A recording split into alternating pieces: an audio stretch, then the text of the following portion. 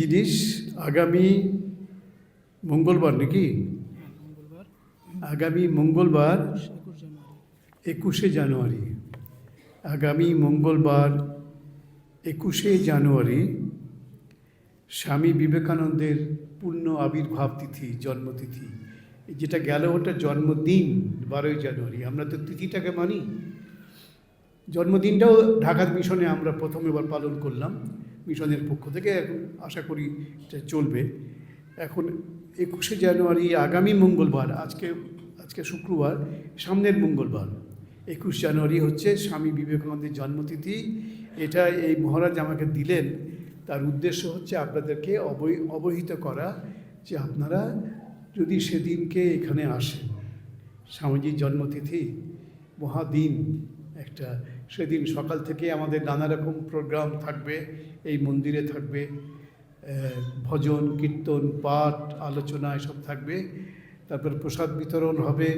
সন্ধ্যেবেলায় আলোচনা সভা থাকবে, ধর্মসভা স্বামী বিবেকানন্দের উপরে।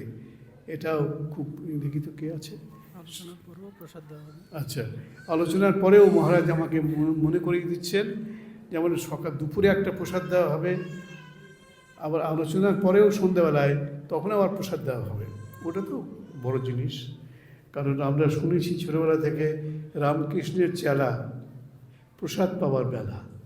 অন্য সময় দেখবেন, আমাদের দেখছি এখানে যে সকাল থেকে লোক আস্তে আস্তে অল্প অল্প হচ্ছে, যত প্রসাদের টাইমটা এগিয়ে আসছে তখন ভিড় বেড়েই যাচ্ছে। সে ভিড় আর থামানোই যাচ্ছে না। আমরা থামাতে চাইছি না, থামানো আর যাচ্ছে না, বেড়েই যাচ্ছে। শুধু ওই প্রসাদ পাওয়ার সময় সামান্য জিনিস, প্রসাদ এমন কিছু বেশি না, আপনারা বাড়িতে অনেক ভালো খান তার থেকে, কিন্তু ওই প্রসাদের সময় যত এগিয়ে আসছে ততই সব সংখ্যা বেড়ে যাচ্ছে মানুষের। তো একটা সংখ্যা হচ্ছে বেলা 12টা নাগাদ দুপুরের প্রসাদ, আবার সন্ধেবেলায় যখন আমাদের ধর্মসভা শেষ হয়ে যাবে তখন আবার প্রসাদ দেওয়া হবে সবাইকে। যারা বক্তৃতা করবেন সন্ধেবেলায় আলোচনা সভায়, সে আলোচনার বিষয় হচ্ছে স্বামী বিবেকানন্দ এবং